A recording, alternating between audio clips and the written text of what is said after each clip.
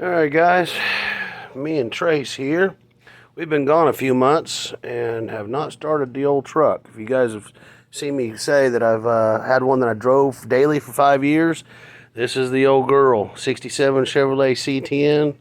Got just a basic old 350 cast iron heads. I built that motor almost 20 years ago now. Got the Phytec unit on it. Drove it daily with the Phytec. I've neglected it lately, so like I said, I've been gone for a few months and put the old battery box on it. Let's just see how she starts. Ain't a lot of light in here. Oh! Okay. We're gonna let the old pump prime up a little bit. I have my pump prime on for a long period of time. Typically helps me whenever in this situation when I hadn't had any fuel through it for a while. So I've got it, I think I turned it to like 20 seconds, something like that. So I know that the prime shot probably didn't do anything. So I'm gonna turn the key off. We're gonna prime it one more time. Come on, go to prime, there it is. All right.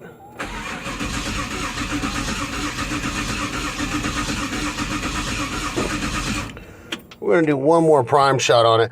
Something about this truck, I can't think, it's got to be something to do with the intake, because I don't have this issue with my car or any other units I've ever had. But this one just takes a lot of fuel, a lot of prime shot to get a film in the intake. There she goes.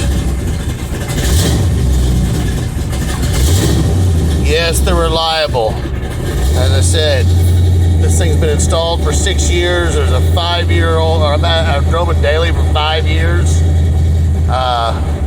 These things work. I'm tired of seeing you guys on, they're junk, they're crap, they're this, they're that. Well, explain to me why this one was working for so long and all the other units that I've messed with. So, anyways, have a great day. Let's talk about prime shot. Cold starts, old starts, as in you hadn't started it in a while. Hot starts, if you deal with issues like I do in the Texas heat. One of the things I'm sure most of you guys have figured out, when you turn the key on, you usually can hear it through the fuel pump. You'll hear just a little change in the note of the fuel pump, and that is the prime shot. That's shooting a little shot of fuel into your intake before you crank, just to kind of wet everything a little bit.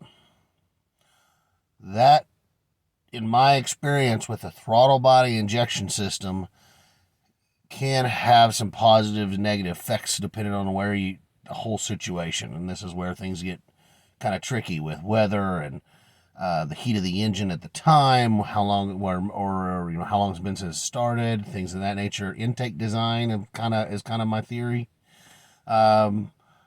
As you saw just a moment ago on the truck, it hadn't started in a few months. I had to give it a couple prime shots to get enough fuel in the intake, to get a layer to where it would actually get down into the cylinders and actually to be able to fire, obviously. I don't know what it is about my truck. I don't seem to have the same problems with other builds. That intake, which is a Wien Stealth, which they don't even make anymore. I think they might have renamed it. I don't know. But I've had that intake off. I've cleaned the intake, put it all back together. I'd put a cam in the truck here years ago, and I put it all back together. Didn't seem to change that. That one's just a little bit harder to start. And that's just a TBI thing. You're still squirting fuel down down the throttle, down through the intake like you would a carburetor. Carburetor, you're used to, if it doesn't start right away, you just kind of pump it and gives it a little more of a accelerator pump shot, and it'll fire up. TBI doesn't, fuel injection doesn't work that way. All you've got is your prime shot, and then you've got your injection in your startup side of your ejection cycles, your ejector cycles, and so if everything's not quite tuned right or things have changed, weather, barometric pressure, humidity, heat under the hood, all kinds of things can change that. So that one's been a tricky one for me. I've had many people ask me about starting issues, and sometimes Sometimes we can figure them out. Sometimes they're a little tricky. Mine's been tricky. I haven't messed with it. Probably quite like I should, because I know that engine's wore out. We're building a new motor for it. I don't drive it like I used to, so I just know that, hey, this is gonna, I'll figure it out after I make all my changes. I don't have to do it twice. One of the things that I've learned to do on hot starts. Now, some of you guys have this problem like I do every once in a while.